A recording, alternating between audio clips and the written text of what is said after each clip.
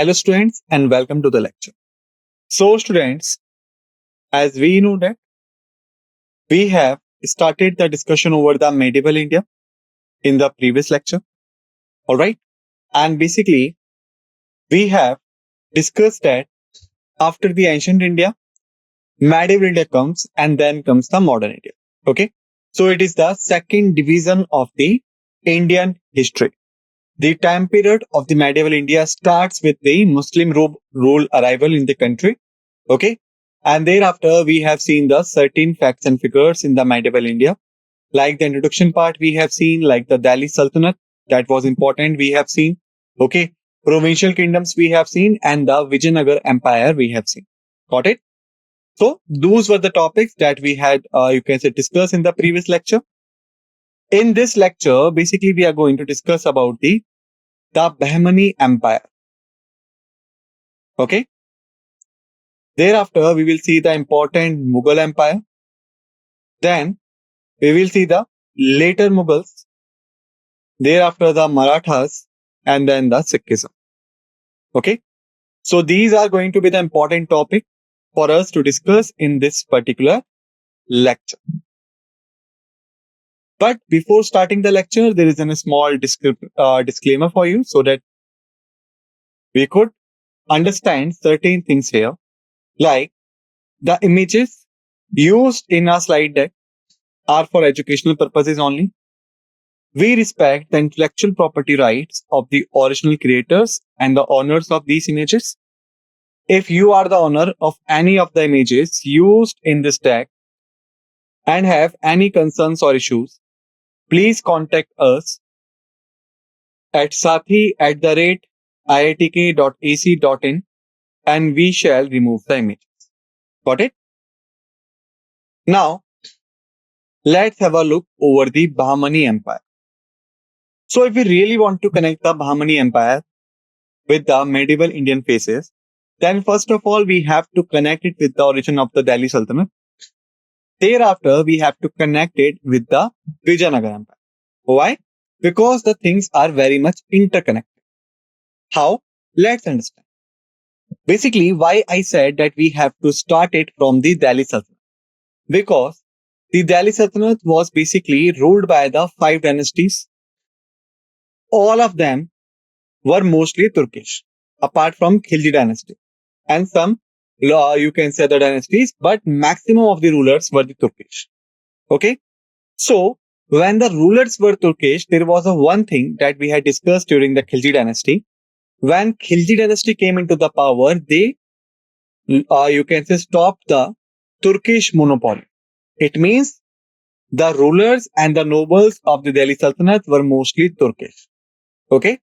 That was the main thing. So we could connect it here like it was founded on 3rd August 1347 by an Turkish governor Hasan Gangu or Alauddin Hasan Bahman Shah or Alauddin Hasan. Okay. These three names basically denote to the same person. Hasan Gangu, Alauddin Hasan Bahman Shah or Alauddin Hasan. Okay. He was the Turkish governor and who was basically appointed to the place by the Delhi Sultan. And he revolted against the Delhi Sultanate ruler Muhammad bin Tughlaq and proclaimed his independence from the Sultanate. He reigned under the titles of Alauddin Bahmani or Bahman Shah. So basically the ruler Muhammad bin Tughlaq, who was the ruler of the Tughlaq dynasty, he appointed the Turkish governor Hasan Gangu. Okay. And basically the Hasan Gangu or the Alauddin Bahman Shah revolted against him and established the rule after getting the independence from the Delhi Sultanate. Okay. So that's how the connection established with the Delhi Sultanate as we had discussed in the starting. Now, why I said Vijayanagar Empire? Why? Because there is one thing. Like you can see here the person's name, Muhammad bin Tughlaq. Okay. When I was telling you about the Vijayanagar Empire, I had mentioned one thing there. Like the Vijayanagar Empire was founded by Harihara first and the Bukka first. They both were brothers. Okay. And basically, there was a line written over there that on advice of Vijay Sen, basically they named the kingdom as Vijayanagar, the city of victory, right? And who was the Vijay Sen? Vijay Sen was a saint who reconverted the Harahara first and the Bukka first into the Hinduism. It means basically those brothers were previously worked with the Muhammad bin Tughlaq, and Muhammad bin Tughlaq converted them into the Islam. And the same person, Muhammad bin Tughlaq, sent them to the Deccan area where the Vijayanagar Empire got established by them later, okay, so that they could fight and win the Deccan area for Muhammad bin Tughlaq. But what happened? In consultation with the Vijay Sen, they again got converted into the Hinduism, and then we know that they had founded the Vijayanagar Empire. Alright, so both the Hasan Gangu and the Vijayanagar, they both are connected with the same person, Muhammad bin Tughlaq, and even the foundation and the establishment or existence, you can say, is side by side. It means the Bahmani Empire and the Vijayanagar Empire, they both coexisted with each other on that time. Okay. Gulbarg was the capital of Bahmani kingdom. Okay. And by the end of the 15th century, the Bahmani kingdom had split into the 5 independent kingdoms. Names were Bijapur, Ahmednagar, Barar, Bidar, or Golconda. Okay. So basically, we can say that first, the Hasan Gangu established a consolidated state or the independent state as in Bahmani kingdom. But later on, by the end till 15th century, the kingdom got split into the 5 independent kingdoms. It means the power of Bahmani Empire got split into the 5 regional powers named as Bijapur, Ahmednagar, Barar, Bidar, and Golconda.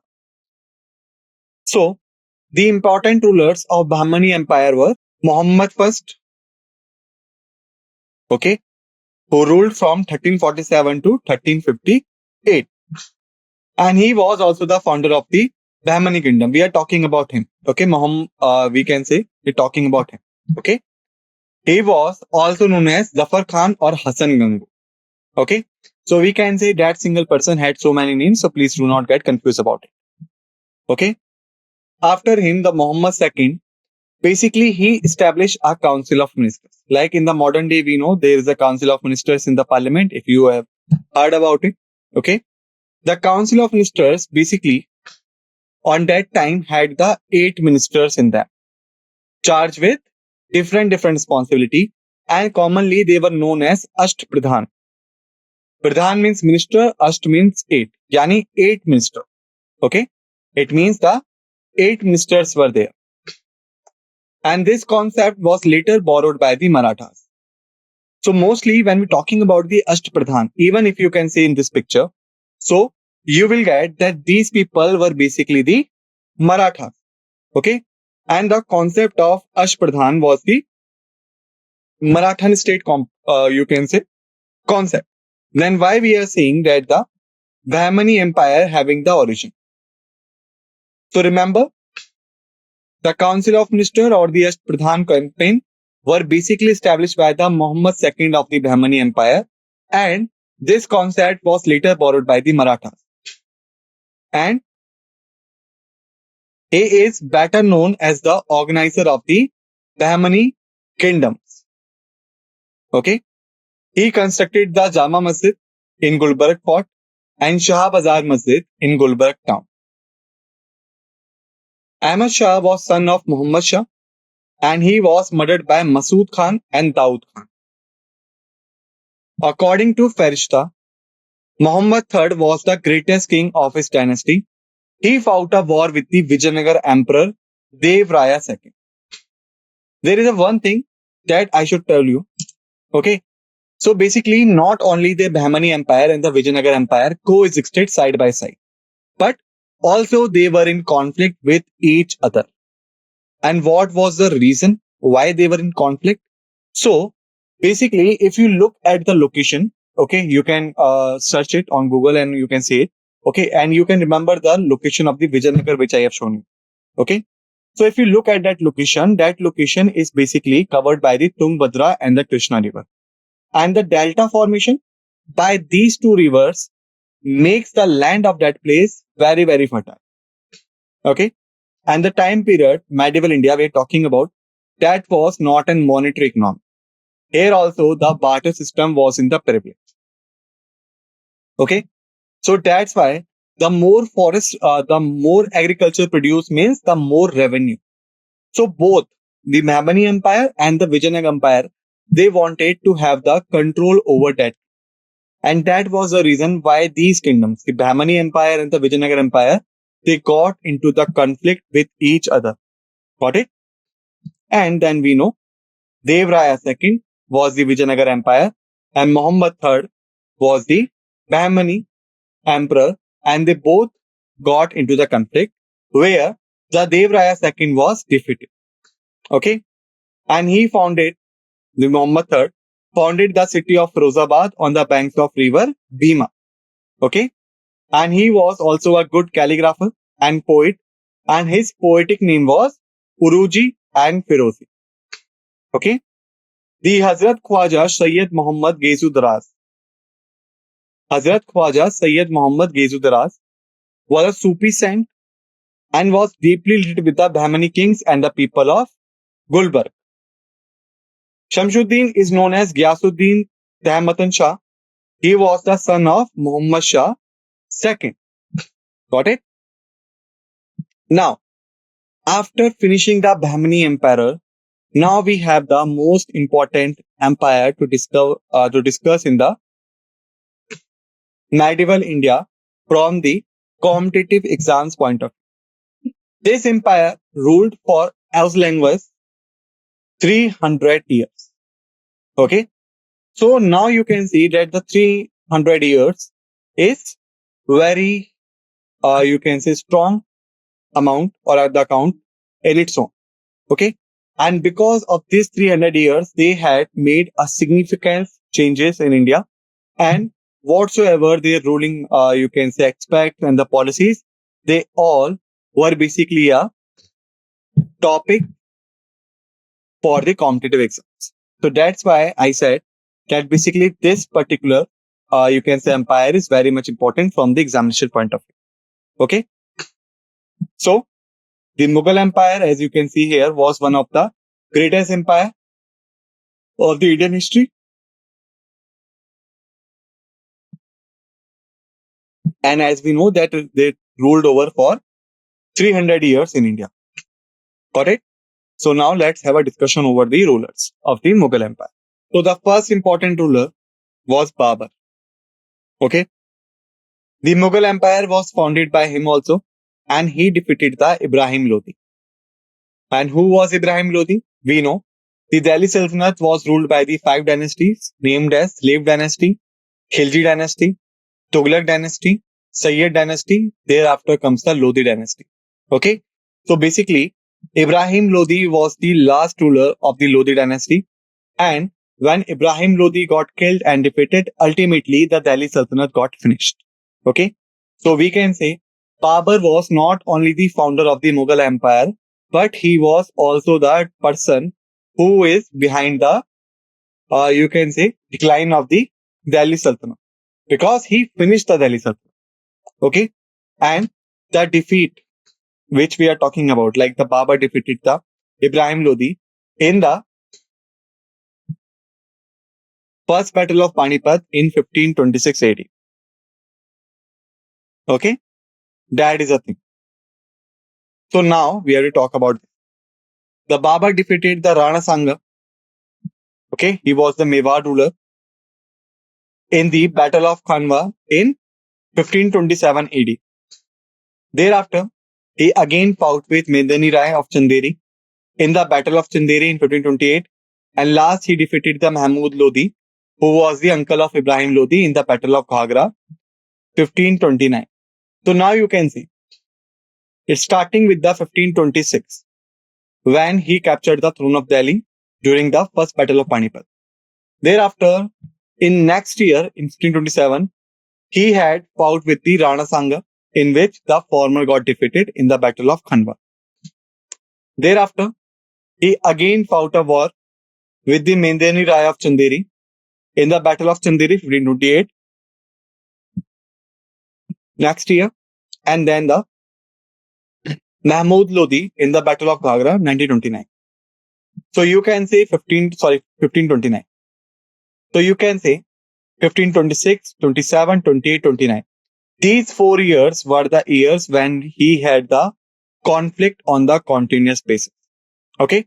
So he not only defeated these rulers and merged their territories, but also he portrayed himself as an powerful ruler and a powerful military commander against the militaries in the enemy line. After him comes the Humayun. Okay. So if we talk about Humayun, then Humayun was the son of Babur. Humayun succeeded his father Babur and became the next Mughal ruler. Okay. He built Deenpana at Delhi as his second capital. Okay. But what happened? The Sher Shah Suri gradually gained a power during this time. So let me tell you a story. Basically, whenever we talk about the Sher Shah Suri, okay. So remember, the Sher Shah Suri was the governor of Sarsaram, okay, Bihar. So when Babur attacked India, okay, during this time, the Sher Shah Suri was under the command of Ibrahim Lodi. But after defeat of Ibrahim Lodi, the Sher Shah Suri got onto the side of Babur, okay, and then he fought several battles from the Babur side. Seeing his military capabilities, the Babur warned Humayun that this person could attack and gain the throne. Humayun ignored this warning, and eventually what had happened we have seen here. Like, the Sher Shah Suri gradually gained the power. Okay. He fought 2 battles with the Humayun. The first battle was at Chausa, 1539. Another one was at Kannauj, 1540 AD. Okay. So basically, in both the battle, the Humayun got defeated. In the battle of Chausa, then again in the battle of Kannauj. Thereafter, Humayun had to leave the country and he passed 15 years in exile. Thereafter, he again invaded India in 1555 with the help of his officer Bairam Khan. The Bairam Khan was originally belonged to the Persian army or the Safavid Empire army, and he basically helped the Humayun to attack India and gain his portion back. Humayun died in 1556 because he fell off from his library building stairs, and the Gul Badan Begum, Humayun's half-sister, wrote his autobiography. After Humayun, here comes the Akbar. Okay. So if we talk about the Mughal rulers, the greatest ruler of them was Akbar. Okay. He defeated Himu in the second battle of Panipat 1556. Who was Himu? Actually, Himu was the Hindu military commander from the Sher Shah Suri's army. And remember, this time, basically the Akbar did not fight the war directly because he was not that much of old. He was nearly about 12 years old. From his side, Bairam Khan, the same officer who helped the Humayun to get back in India, he again helped Akbar and fought a battle from his side and won the battle for him. Okay. So basically, technically, we say in the second battle of Panipat 1556, Akbar defeated Himu, but on ground, basically Bairam Khan defeated him. Got it? After this, the Akbar captured many more states, like the state of Malwa, the state of Chittor, the state of Ranthambore. Okay, and these all were the powerful kingdoms of that time. He defeated them and brought them under the control of the Mughal. That even gave an age to the Mughal empires to control the western portion also. And Mughal was, or you can see the Akbar particularly, the Akbar was also very much generous about it. Okay. So Akbar abolished the jizya tax. Okay. What was jizya? So basically the jizya was an additional tax, okay, imposed on the non-Muslims so that the non-Muslims are allowed to practice their religion. Okay. This jizya kar was basically abolished by the Akbar. He also built the Ibadat Khana, the Hall of Prayer at Fatehpur Sikri, and formulated religious order known as Deen-e-Line. It means that the king is basically the shadow of the god. Akbar introduced the Mansabdari system, holder of the rank, to organize the mobility and the army also. There comes the Jahangir. So after Akbar, Jahangir became the next Mughal ruler. Okay.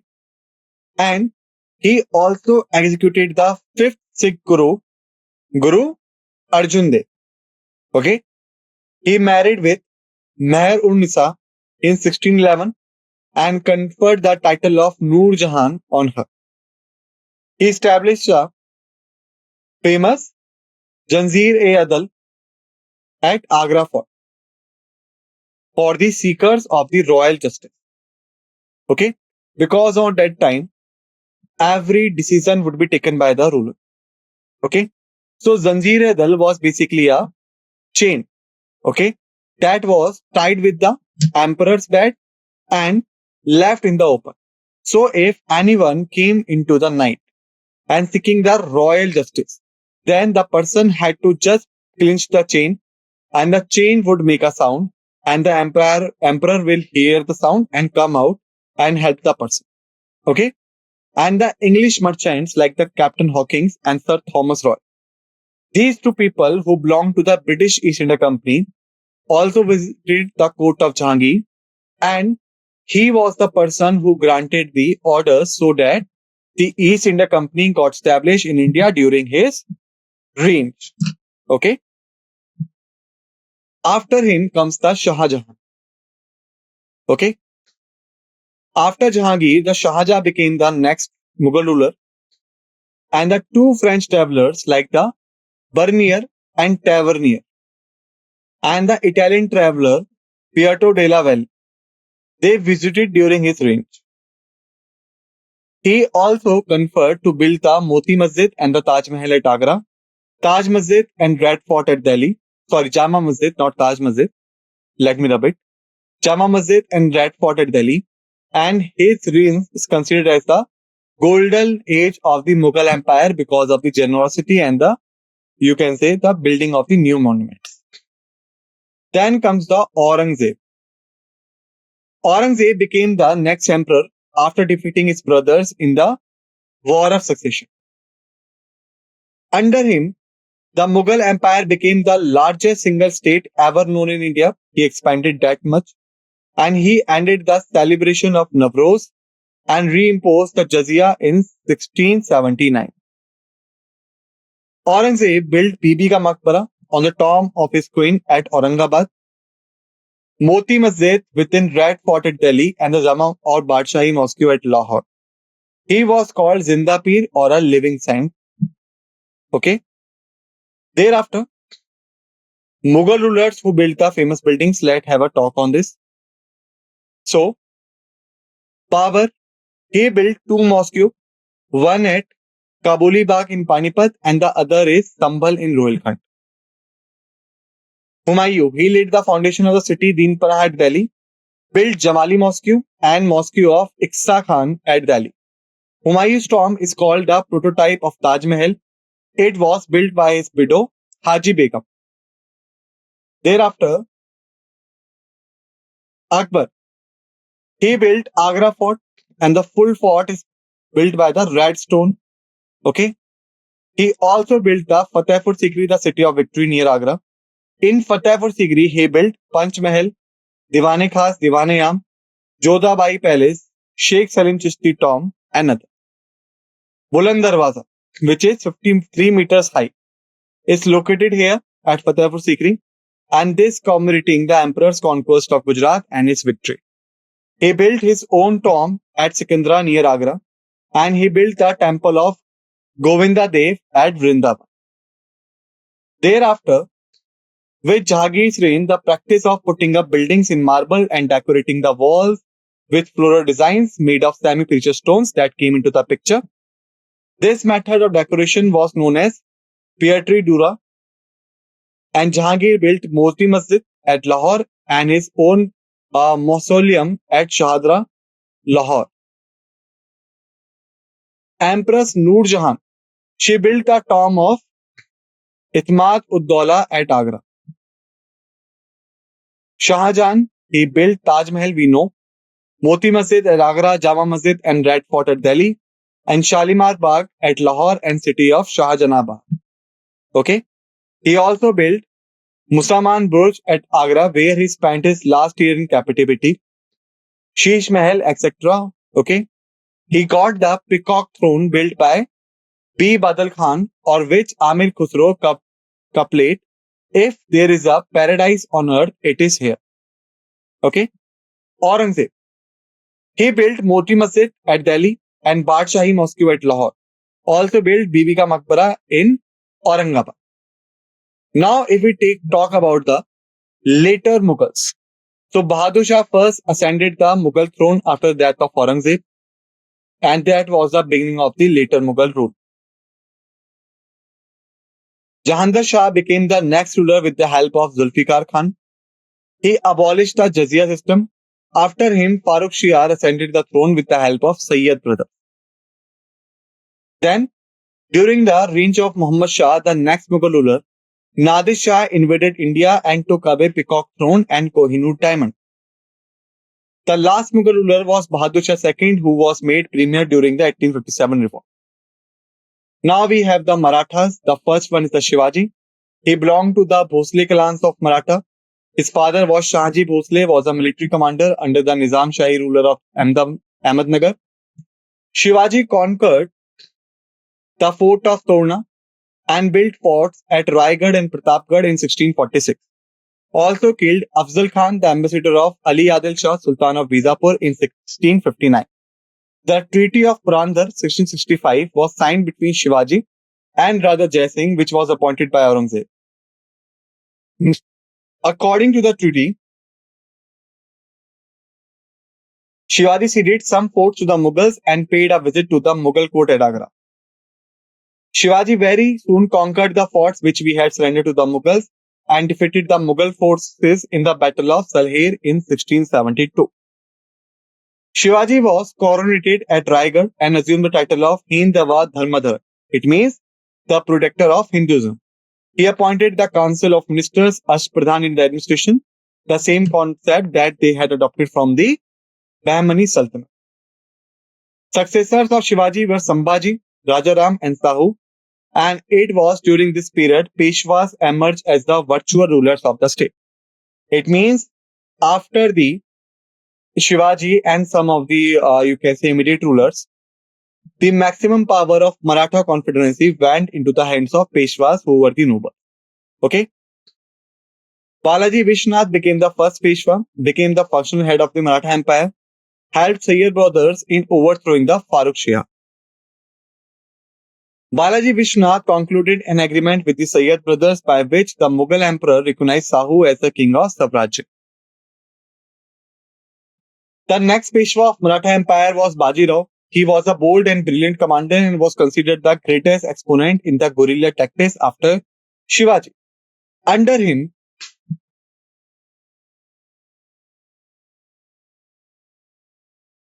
Maratha power reached its zenith, and he compelled the Mughals first to give them the right to collect chauth of the vast areas and then to cede dues to the Maratha kingdom.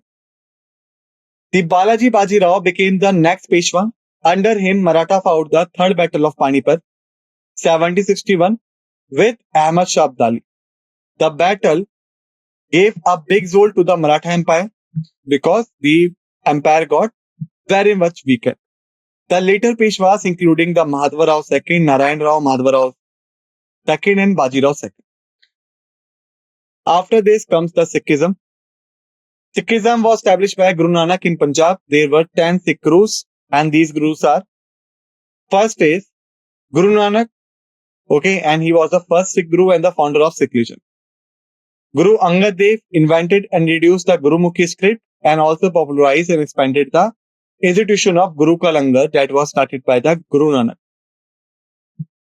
Thereafter, Guru Amar Das introduced the Anand Karaj marriage ceremony for the Sikhs, replacing the Hindu form ceremony. Guru Ram Das founded the city of Amritsar and started the construction of the famous Golden Temple at Amritsar, Sukhmani Sahib.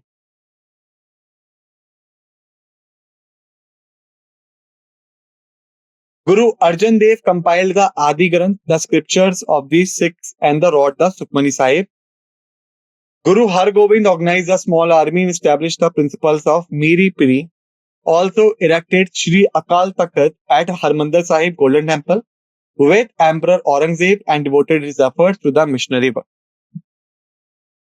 Thereafter, Guru Har Rai cautiously avoided conflict with Emperor Aurangzeb and devoted his efforts to missionary work. Then comes the Guru Govind Singh. He was the youngest of the Gurus, established the town of Anandpur and was the 10th and the last Sikh Guru. And he was also the founder of Khalsa, the military arm of the Sikhism in 1699. So students, basically in this lecture, we have finished the medieval history. In the next lecture, we will start with another important topic. Till then, revise the facts and figures and your thank you.